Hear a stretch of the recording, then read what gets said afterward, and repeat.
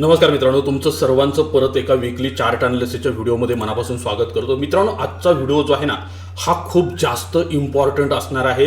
कारण आजच्या व्हिडिओमध्ये मी पुढील आठवड्यासाठी निफ्टी इंडेक्समध्ये नेमक्या कुठल्या लेवल्स इम्पॉर्टंट असणार आहेत, मार्केटच्या दृष्टीनं कुठल्या महत्त्वाच्या गोष्टी घडत आहेत, त्याचबरोबर अमेरिका, इराण आणि पाकिस्तान यांच्या दरम्यान जी शांतता वार्ता सुरू आहे याची सध्या एक्झॅक्ट कंडिशन काय आहे, त्याचबरोबर गोल्ड असेल, सिल्वर असेल, क्रूड ऑइल असेल, सेन्सेक्स असेल, एफआयचा डेटा, ह्या सगळ्या गोष्टी एकदम डिटेलमध्ये आपण डिकोड करणार आहेत. त्यामुळे व्हिडिओ शेवटपर्यंत काळजीपूर्वक बघा. हां, सर्वात महत्त्वाचं, तुम्ही जर अजूनपर्यंत आपल्या यूट्यूब चॅनलवर नवीन असाल तर प्लीज पहिल्यांदा यूट्यूब चॅनलला सबस्क्राईब करा आणि बेल आयकॉन देखील दाबा, कारण नवीन व्हिडिओ जसा मी अपलोड करेल तसं त्याचं नोटिफिकेशन पहिल्यांदा तुम्हाला मिळेल. मित्रांनो, 8 एप्रिल रोजी पाकिस्तानच्या मध्यस्थीनं यूएस आणि इराण यांच्यात 2 आठवड्यासाठी सीज फायर झालं आणि पाकिस्ताननं जवळपास 45 दिवसांचा प्रस्ताव ठेवला होता, पण तो इराणनं काय केलाय, नाकारलाय आणि त्यांनी स्वतःचा एक 10 कलमी योजना जाहीर केली. आज 11 एप्रिलला इस्लामाबादमध्ये प्रत्यक्ष या संदर्भात चर्चा सुरू होणार आहे. अमेरिकेचे व्हाईस प्रेसिडेंट असतील, त्याचबरोबर त्यांच्या अजून काही मंडळी, इराणचे पार्लमेंट स्पीकर या ठिकाणी ह्या चर्चेमध्ये सहभागी होणार आहेत. पाकिस्तानचा उद्देश काय माहिती आहे का, की बाबा हा करार भलेही नाही झाला तरी चालेल, पण कमीत कमी चर्चा सुरू राहिली पाहिजे, असं पाकिस्तानचं म्हणणं आहे. मग आता सध्या तुमच्या मनात एक प्रश्न येऊ शकतो की युद्ध पूर्ण थांबले का? तर मित्रांनो, 100% युद्ध थांबलेलं आहे अमेरिका आणि इराणच्या दरम्यान. पण मित्रांनो, तुम्हाला काही गोष्टी दिसून येतील की बाबा सीज फायर झालंय मान्य आहे, पण लेबनॉनमध्ये इतके मोठे हल्ले का झाले? का इस्रायलनं लेबनॉनमध्ये खूप मोठ्या प्रमाणात हल्ले सुरू केलेत, विशेषतः हिजबुल्लावरती हे हल्ले केलेत. त्यामध्ये जवळपास 300 पेक्षा जास्त लोक त्यात ठार झालेत. आणि इराण म्हणतंय लेबनॉन हा सीज फायरचा भाग आहे, अमेरिका म्हणतंय हा सीज फायरचा भाग नाहीये, आणि इस्रायल त्यांचा कार्यक्रम त्या ठिकाणी टप्प्यात आणून करतोय, हे पहिल्यांदा लक्षात घ्या. आता इराणचे पार्लमेंट स्पीकर जे आहेत त्यांनी काय सांगितलंय, निगोशिएशनसाठी 2च अटी आहेत. एक म्हणजे लेबनॉनमध्ये सीज फायर झालं पाहिजे, इराणचे जे असेट्स ब्लॉक केले ते पहिल्यांदा रिलीज करा. पण अजूनपर्यंत ह्या 2 महत्त्वाच्या मागण्या अमेरिकेकडून किंवा इस्रायलकडून पूर्ण झालेल्या नाहीत. तेलाचे भाव युद्धापूर्वीच्या काळात जर विचार केला तर $65-70 आसपास होते, आणि सीज फायर नंतर देखील अजून देखील ते $97-100 आसपास आहेत. आता अनालिस्ट काय म्हणतात माहिती का, शिपिंग नॉर्मलाइज व्हायला अजून पण 1 आठवडा ते 1 महिना लागू शकतो. आणि भारत गल्फमधून खूप मोठ्या प्रमाणात क्रूड ऑइल आयात करतोय, आणि ह्याचा थेट परिणाम पेट्रोल डिझेलच्या किमतीवर आणि इन्फ्लेशनवरती होणं आपल्याला अपेक्षित आहे. मग आता सीज फायर झालं, स्ट्रेट ऑफ हॉर्मोज ओपन झाले, मग एक्झॅक्टच तिथून किती जहाजं गेलेत आतापर्यंत ह्याचा पण विचार करायला पाहिजे ना. पण मित्रांनो, तिथून आतापर्यंत खूप कमी जहाजं गेलेत. पूर्वी साधारणतः 180-190 जहाजं दररोज स्ट्रेट ऑफ हॉर्मोज मधून जात होती. आता फक्त 4 ते 5 जहाजं दिवसाला जात आहेत, आणि ते पण इराणनं जो रूट ठरवून दिलाय ना त्या रूटवरनं ही सर्व जहाजं जात आहेत. ह्याचा अर्थ काय झाला माहिती का, क्लिअरली अजूनपर्यंत स्ट्रेट ऑफ हॉर्मोज पूर्णपणे ओपन झालेलं नाही. म्हणजे ह्याचा अर्थ असा होतो मित्रांनो, मार्केटच्या दृष्टीनं, भारताच्या दृष्टीनं अजून सुद्धा हा प्रॉब्लेम सॉल्व्ह झालेला नाही. भारताला येणाऱ्या दिवसात अजून देखील प्रॉब्लेम फेस करावा लागू शकतो. आता मित्रांनो, निफ्टी इंडेक्स पासून आपण सुरुवात करूया. मित्रांनो, तुम्हाला आठवते का बघा, विशेषतः नोव्हेंबर-डिसेंबर 2025 मध्ये निफ्टी मल्टिपल टाइम 26,400च्या आसपास गेला होता. आणि त्यानंतर फेब्रुवारी महिन्यामध्ये ना एक खूप मोठी न्यूज आली. अमेरिकेचे राष्ट्राध्यक्ष त्यांनी सांगितलं की बाबा टॅरिफ्स जे आहेत ते आम्ही पूर्णपणे थांबवतो, आणि त्यानंतर निफ्टीमध्ये प्रचंड मोठा गॅप ऑफ ओपनिंग झाला, आणि गॅप ऑफ ओपनिंग झाल्यानंतर निफ्टी डायरेक्ट 26,400ला गेला होता. आणि तिथून जो निफ्टीमध्ये डाऊन ट्रेंड सुरू झाला ना, तसं अमेरिकेनं लगेच मुद्दा डायव्हर्ट केला.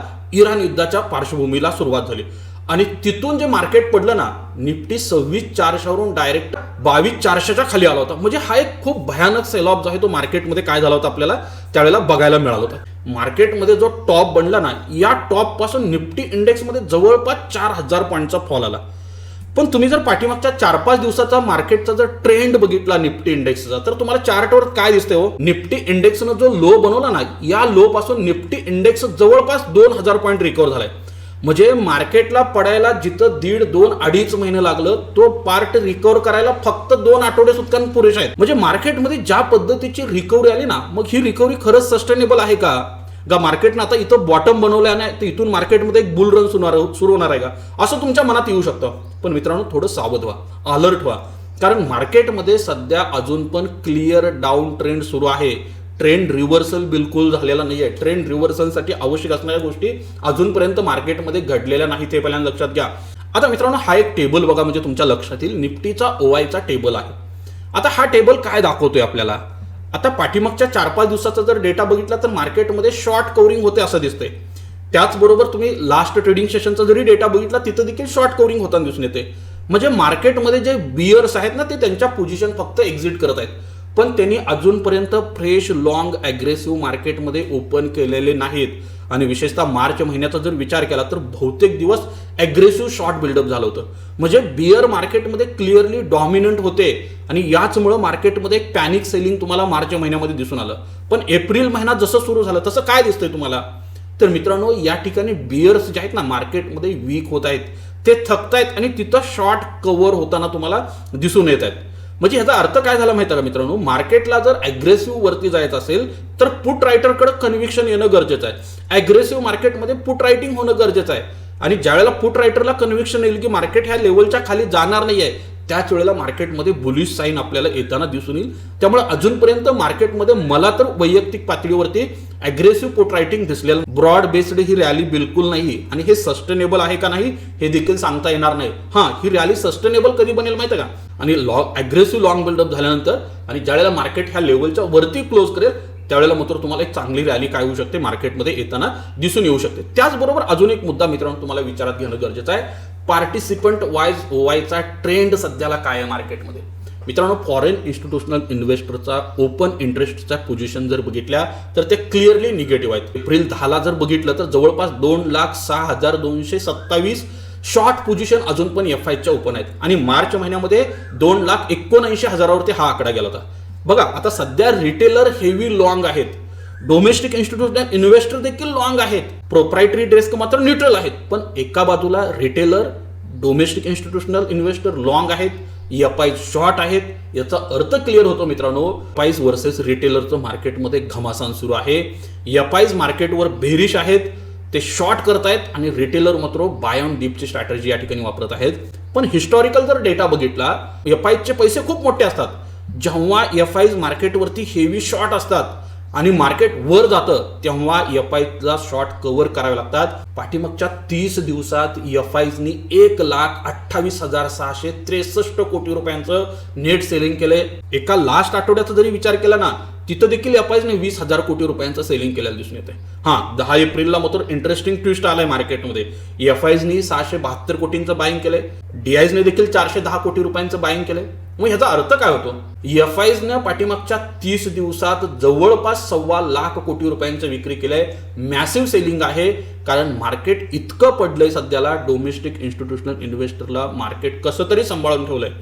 पण मित्रांनो, आता मार्केटचा हा ट्रेंड चेंज होणार का हा मुद्दा महत्वाचा आहे.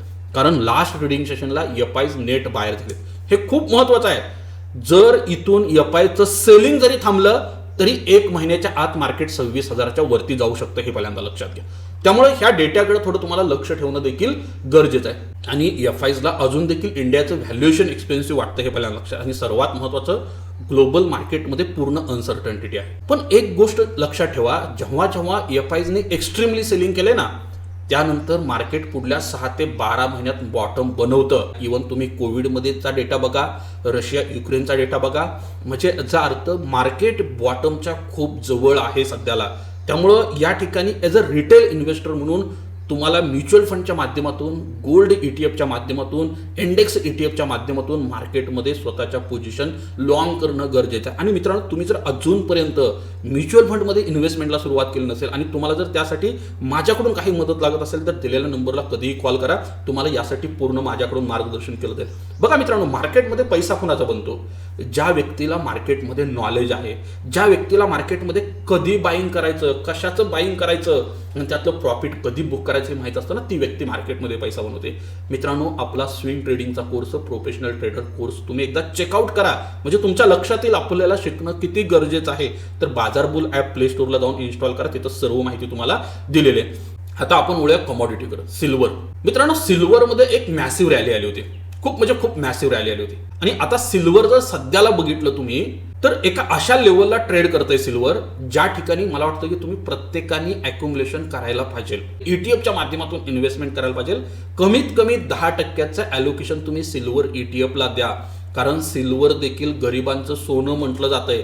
आज सिल्वरचा वापर इंडस्ट्रीमध्ये खूप मोठ्या प्रमाणात सुरू आहे आणि हे जी स्ट्रक्चरल डिमांड आहे, फंडामेंटल डिमांड आहे, यात कुठलाही चेंज नाही हे पहिल्यांदा लक्षात घ्या.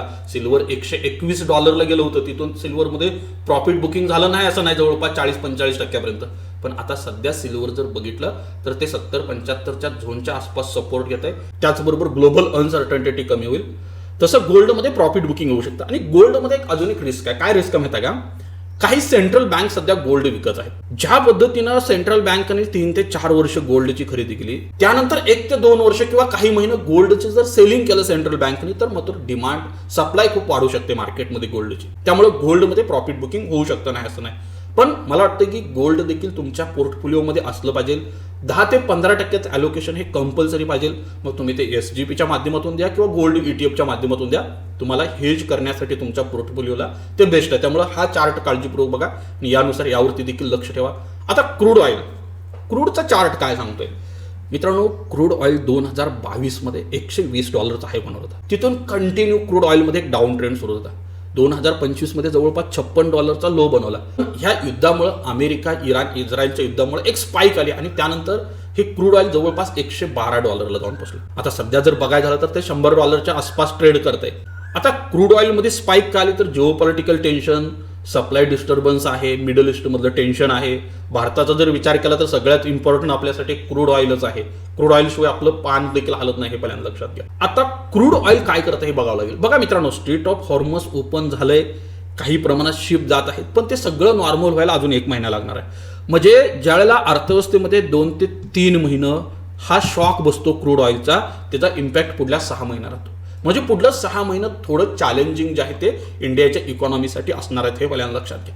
म्हणजे यावरून तुमच्या काय लक्षात आलं? मार्केटमध्ये कशा पद्धतीचा मोमेंटम सुरू आहे, कशा पद्धतीचा डेटा आहे, या डेटावरून एक तुम्ही स्वतःचा तुमचा व्ह्यू ठरवा आणि त्या व्ह्यूनुसार काय करा, तुम्ही तुमचा येणाऱ्या दिवसासाठीचा इन्व्हेस्टमेंट प्लॅन तयार करा आणि त्यानुसार SIPच्या माध्यमातून, ETFच्या माध्यमातून मार्केटमध्ये इन्व्हेस्टमेंट करा. तुम्हाला मार्केट येणाऱ्या दिवसात नक्की चांगला रिवॉर्ड देऊ शकतं. आणि मित्रांनो, मार्केटमध्ये पॅनिक असताना कधीही तुम्ही तुमच्या SIPs बंद करू नका. जर SIP बंद केल्या तर तुमचं पॉवर ऑफ कंपाऊंडिंगची साखळी ब्रेक होते आणि ही जर एकदा ब्रेक झाली तर परत ती रिइस्टॅब्लिश करायला खूप टाइम लागतो. त्यामुळे हा जो टाइम आहे हा ॲक्युम्युलेशनचा टाइम आहे. इथं तुम्ही डेफिनेटली ॲक्युम्युलेशन करा, तुम्हाला डेफिनेटली मार्केट रिवॉर्ड करेल. मित्रांनो, आजचा व्हिडिओ आवडला असेल, व्हिडिओचा अनालिसिस आवडला असेल तर नक्की आपल्या YouTube चॅनलला सबस्क्राईब करा आणि हा व्हिडिओ जास्तीत जास्त शेअर करा. Investments in securities market are subject to market risks. Read all the related documents carefully before investing.